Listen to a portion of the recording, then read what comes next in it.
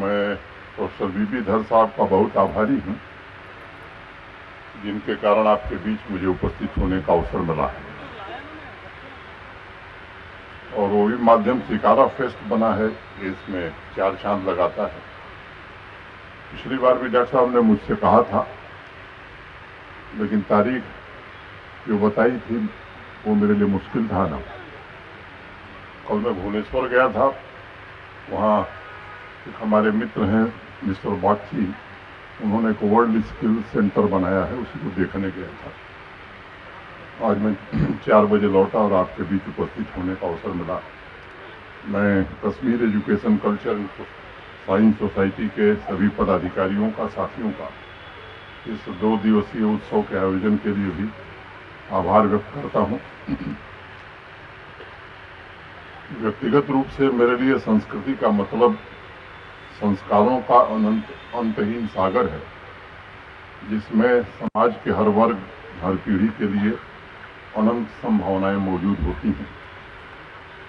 क्योंकि बाकी इंसानी यात्राएं कितनी भी लंबी हों, उसकी पूर्णता सांस्कारिक और सांस्कृतिक तृप्ति ही असली होती है।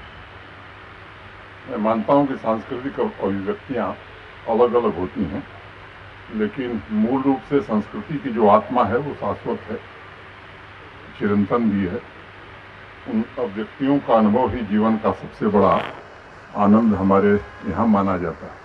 और इसीलिए कहा भी गया है कि छनती हुई नजरों से जज्बात की दुनियाएं, बेख्वाबियां अफसाने महताब तमन्नाएं, कुछ उलझी हुई बातें, कुछ बहके हुए नगमे, कुछ अश्क जो आंखों से बेवजह छलक जाएं।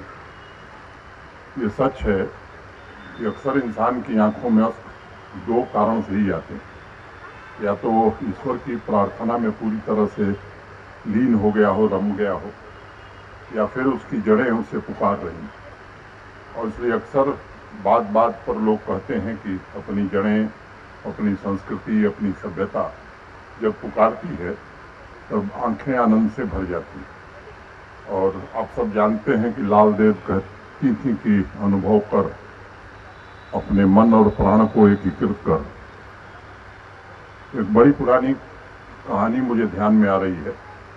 गुरुकुल में तर्कशास्त्र के विषय की पढ़ाई चल रही थी और गुरुकुल के जो आचार्य थे, जैसे हमारे लिए डॉक्टर वीपी धर साहब हैं, रोज पत्र पर, मैंने पन्ने पर कुछ लिखते जाते और शिष्यों से अपने कह रखा था कि सबसे मेधावी जो होगा, ये जो हम रोज लिख रहे हैं, ये ग्रंथ उसी को हम सुपुर्द कर देंगे। सभी छात्र आपस में बात कर रहे थे, इससे बड़ा बहुमूल्य शास्त्र शायद मानव इतिहास में नहीं लिखा गया होगा। फिर वो दिन आ गया जब घोषणा होनी थी कि कौन सबसे मेधावी छात्र है। जिस छात्र का नाम पुकारा गया वो आचार्य के पास पहुंचा और आचार्य ने उसे वह ग्रंथ पकड़ा दिया। बाकी जो छात्र थे वो ईर्ष्या से उस छात्र को देख रहे थे, भाई क्यों इसी को मिला। लेकिन वो जिसे ग्रंथ मिला, वो ग्रंथ लेकर के गया और यज्ञ कुंड में पहुंच के बिना एक पन्ना पलटे उसे आग के हवाले कर दिया। छात्र बहुत परेशान थे, जो बाकी थे। चिल्लाहट शुरू हो गई कि ये क्या किया इसने, बड़ा मूर्ख है। लेकिन आचार्य बहुत प्रसन्न थे और मुस्कुरा रहे थे। दौड़कर उस छात्र को उन्होंने गले से लगाया और कहा कि अगर तुम उसे खोल कर पढ़ने की कोशिश करते तो मुझे तकलीफ होती, क्योंकि वो बिल्कुल कोरा था, मैंने कुछ उसमें लिखा नहीं था, लिखने का केवल नाटक किया। मैं चाहता हूं कि तुम पढ़कर नहीं, सिर्फ अनुभव करके सीख सकते हो, जी कर जीवन को समझ सकते हो।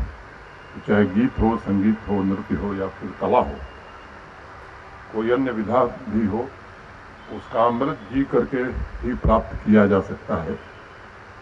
ये कहानी तो एक प्रतीक है, लेकिन सिकारा फेस्ट की उस भावना को ये पूरी तरह से प्रतिबिंबित करती है, जिसके जरिए कश्मीरी कल्चर को जीने का आनंद उठाया जा सकता है। धर साहब ने मुझे बताया था कि देश में नहीं बल्कि विदेश में भी इस तरह के इवेंट कश्मीरी समाज के लोग करते हैं और दर्शक उसमें नॉन कश्मीरी भी होते हैं, दोनों समुदाय के लोग होते हैं। कश्मीरियत की रंगों में, उसकी लहरों में डूबा यह उत्सव उसी पूर्णता का उत्सव मैं मानता हूँ और मुझे खुशी है कि नई पीढ़ी को कश्मीरियत के उन मूल्यों तथा आदर्शों से निरंतर रूबरू होने का अवसर प्राप्त हो रहा है इस मंच के द्वारा। जहाँ तक मैं समझता हूँ, कश्मीरी समुदाय जब भी कश्मीरियत की बात करता है तब उसका अर्थ होता है कि एक ऐसी संस्कृति जो समस्त विश्व को एक दृष्टि से देखती है। भगवत गीता में भगवान कृष्ण भी कहते हैं, आत्मोपम्पेन सर्वत्र समम पश्यति यो अर्जुन, यानी जो समस्त प्राणियों और सर्व समाज को अपने ही समान जानकर समभाव से देखता है। इन्हीं विचारों के प्रति आस्था, दृढ़ता एवं विश्वास कश्मीर के दर्शन को शिखर पर इसने पहुंचाया और बारंबार दुनिया को मनुष्य की अच्छाई, संस्कृति की धरोहर को सहेजने के लिए प्रेरित भी किया। और इसलिए मैं मानता हूं कि कश्मीरियत मानव समाज की चेतना का कमल है। यह तो वितस्ता की आध्यात्मिक धारा है जो जमीन पर जितनी दौड़ती है उतनी गहराई से वो इंसान के दिलों में उतर भी जाती है। कश्मीरियत के भाव को लेकर ये मेरा व्यक्तिगत विचार है और पिछले 38 महीनों में जो कुछ मैंने अनुभव किया है, अलग अलग रूपों में मैंने खुद देखा है इसकी झलक को। और इसलिए जम्मू कश्मीर में कोशिश है कि जम्मू कश्मीर नए ढंग से विकसित हो। उसमें कश्मीरियत के सृजनात्मकता के रंग भी शामिल हों। मेरे लिए निर्माण कर सिर्फ इंफ्रास्ट्रक्चर नहीं है, हर एक निर्माण को इंसान और समाज बदलने का माध्यम मैं समझता हूं कि असली निर्माण माना जाता है। मुझे याद है अगस्त 2020 में 7 अगस्त को मुझे वहां जाने का अवसर मिला। कठिन दौर था, कोविड से पूरी दुनिया जूझ रही थी और बिजनेस ट्रेड की हालत बड़ी खराब थी। एक स्टिमुलस पैकेज वहाँ दिया गया और अक्रॉस द बोर्ड बिना किसी भेदभाव के उसका व्यापक असर भी हुआ। लैंड लॉस के बारे में हमारे यहाँ कहावत है कि अगर महाभारत काल में लैंड लॉस ठीक रहे होते, मैंने डिजिटाइजेशन उस समय हुआ होता तो शायद महाभारत का युद्ध ही न होता, क्योंकि 5 ही गांव का सवाल था। और भगवान कृष्ण जैसा महान व्यक्ति 5 गांव का मसला नहीं हल कर देता, ये संभव नहीं था। उससे मैं केवल ये संकेत कर रहा हूँ कि जम्मू कश्मीर की सबसे बड़ी समस्या वहाँ के भूमि कानून थे, लैंड लॉस थे। अब उसका डिजिटाइजेशन पूरी तरह से हो गया है और हिंदी, अंग्रेजी और उर्दू 3 भाषाओं में सबको पासबुक उपलब्ध करा दी गई है। यहाँ उपस्थित सभी लोग परमानंद जी के नाम को अवश्य जानते होंगे। 1794 में मट्टन के पास एक गांव में उनका जन्म हुआ था। उनका वास्तविक नाम नंदराम था। पटवारी से परेशान जनता के लिए उन्होंने एक कविता लिखी थी, हाय रे पटवारियों की बही कभी हो न सकी सही। एक हिंदी में बड़े साहित्यकार हुए उत्तर प्रदेश के श्रीलाल शुक्ल। एक उनका बड़ा प्रसिद्ध उपन्यास है राग दरबारी। हिंदी पढ़ने वाले अधिकांश लोग उस किताब को पढ़ते हैं।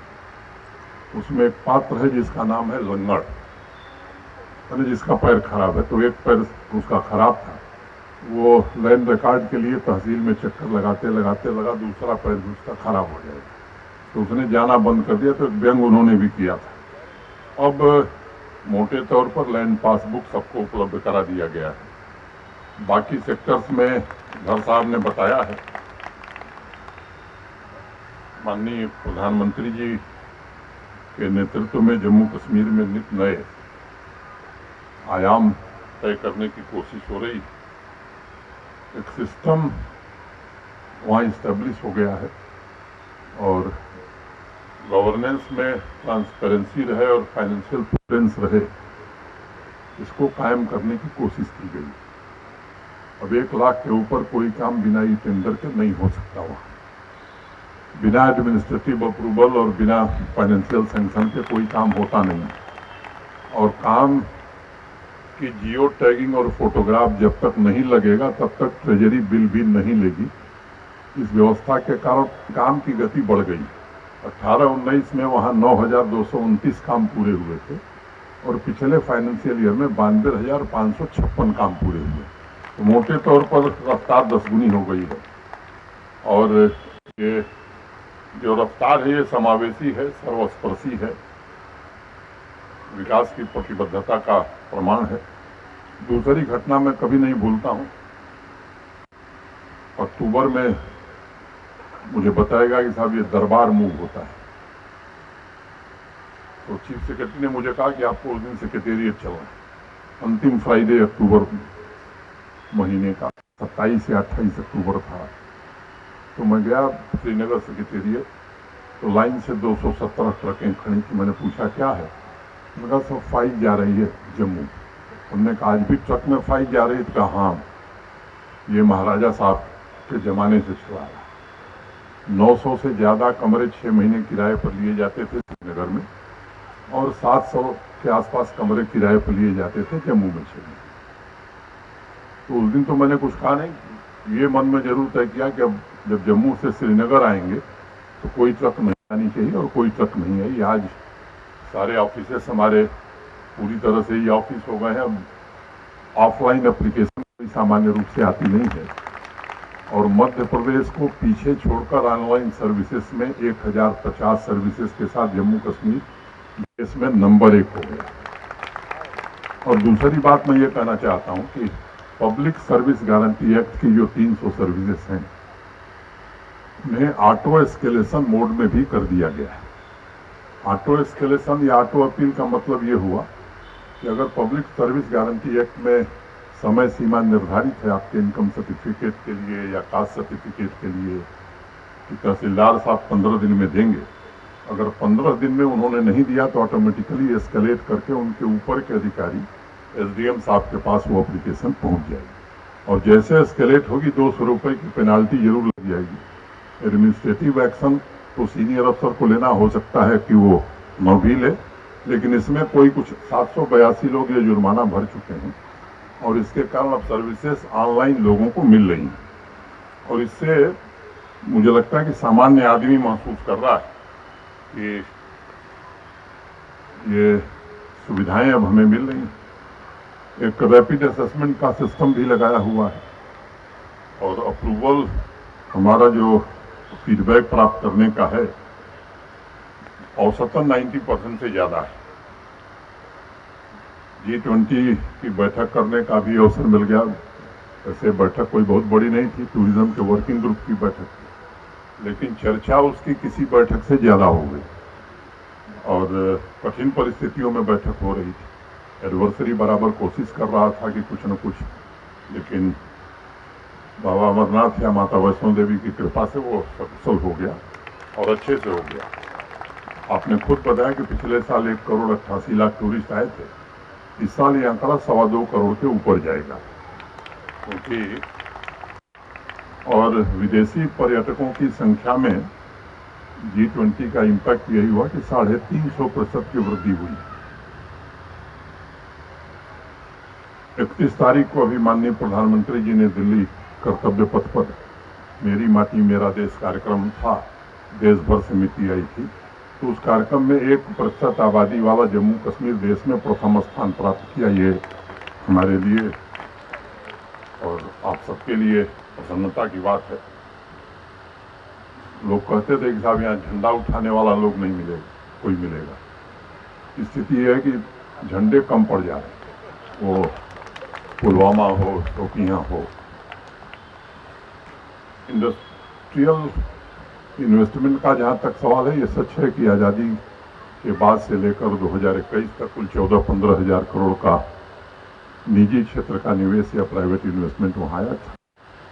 जो न्यू इंडस्ट्रियल स्कीम बनी उसमें भारत के गृह मंत्री जी का बड़ा योगदान है, जिन्होंने व्यक्तिगत रुचि लेकर के काफ़ी समय देके बनवाया उसे। और आज मैं कह सकता हूँ कि देश के किसी राज्य से बेहतर इंसेंटिव जम्मू कश्मीर में है, और इसके कारण 86,000 करोड़ के प्रस्ताव हमारे पास हैं। 30,000 करोड़ से ज़्यादा के काम जमीन पर हो रहे हैं, और मैं उम्मीद करता हूँ कि एक साल में ये आंकड़ा 80,000 निश्चित रूप से क्रॉस करेगा, और एक अच्छी स्थिति उसके कारण बनेगी। और नेक्स्ट डे एक नया स्टार्टअप भी आ रहा है।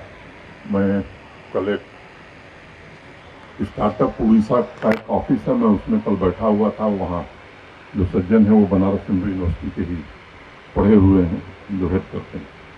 उन्होंने मुझसे कहा कि भाई साहब, हम लोग देश में बहुत आगे हैं कर्नाटक के बाद। अब मेरा घबराइए मत, अभी हम लोग शांति स्थापित करने में लगे थे। 2 साल बाद आप पीछे हो जाएंगे, जम्मू कश्मीर आगे हो जाएगा, क्योंकि टैलेंट की वहाँ कोई दिक्कत नहीं है।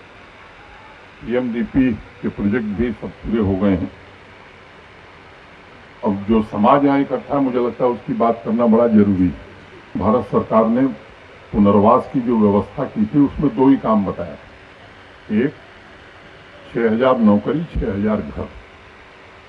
पहले फेज में 3,000 नौकरी, 3,000 घर। दूसरे फेज में 3,000 नौकरी, 3,000 घर। जब मैं पहुंचा था अगस्त महीने में, अक्टूबर एंड में मैं रिव्यू कर रहा था, तो 2,765 पद भरे गए। किन्हीं न किन्हीं तकनीकी आधारों पर नियुक्तियां नहीं हो पाती। आज मुझे बताते हुए प्रसन्नता है कि 23 को छोड़ करके सभी पद भर दिए गए, और जो 23 नहीं भरे गए हैं उसमें कुछ कानूनी बाध्यता है, उसको भी जल्दी भर दिया जाए। घर का जहां तक सवाल है, तो 565 या 600 घर बने थे, और भारत सरकार ने जो स्वीकृति प्रदान की थी 1 रूम सेट की, उसके विपरीत बने थे 2 रूम सेट की। उसका भुगतान नहीं हो सका, तो कोई कॉन्ट्रैक्टर बनाने के लिए तैयार नहीं था कि जब उसका भुगतान नहीं हुआ तो हम बनाएंगे तो, और जमीन भी नहीं मिलती थी। आज 1665 घर बना के नए दे दिए गए हैं, और 1785 मार्च के पहले दे दिए जाएंगे। बाकी जो है वो इसी साल 24 के अंत तक सभी घर बना दिए जाएंगे। मेरा निरंतर संपर्क है कश्मीरी माइग्रेंट से भी, और बाकी जो माइनॉरिटी कम्युनिटी वहाँ रहती है वो जो भी है, उनसे मेरा निरंतर संपर्क है। अब स्थिति मुझे लगता है काफ़ी बदल गई। 90% लोग संतुष्ट हैं कि नहीं, स्थिति ठीक है। और मैं कहूँगा कि कुछ जज्ब सादिक हो, कुछ इखलास हो, इरादत, इससे हमें क्या बस व बुत है कि खुदा है। काम होता रहे इसमें ज़्यादा, और सच्चाई हो, विकास के कामों में ईमानदारी हो, इरादत दृढ़ हो, तो इस भावना से काम करने से काम पूरे होते हैं। संस्कृति के रंग अब कश्मीर घाटी में दिखे। मुझे लगता है कि वो आहट अब कश्मीर घाटी में शुरू हो गई। वो चाहे वो नाइट लाइफ हो, म्यूजिक हो, सिनेमा हो, संगीत हो, ये सब चीज़ें वहाँ लौटने लगी हैं। देर रात तक भी लोग उस संस्कृति का स्वाद अब लोगों को मिलने लगा है, जिसके बारे में कभी महाकवि कल्लड़ ने कहा था कि वैसा स्वर्ग में भी दुर्लभ है जो यहाँ उपलब्ध है। तो मैं समझता हूँ कि उसका स्वाद अब लोग लेने लगे हैं। नई पीढ़ी में भी आत्मविश्वास का जन्म हो रहा है। ये आकाश अपना है, ये नदियाँ, ये पहाड़ अपने हैं। अब उनके संकल्प रूपी पंख मैं देख रहा हूँ कि खुलने लगे हैं, और मुझे पूरा भरोसा है कि आने वाले समय में वह कश्मीरियत की संस्कृति को समृद्ध बनाने में रचनात्मक भूमिका का पूरा निर्वहन करेंगे।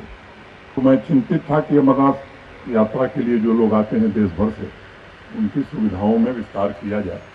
और मुझे बताते हुए प्रसन्नता है कि श्रीनगर शहर में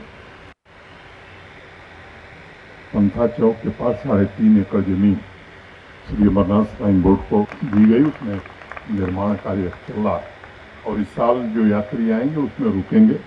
उसमें एक भगवान शंकर का मंदिर भी बन रहा है, और बाबा अमरनाथ की रेप्लिका भी बन रही है।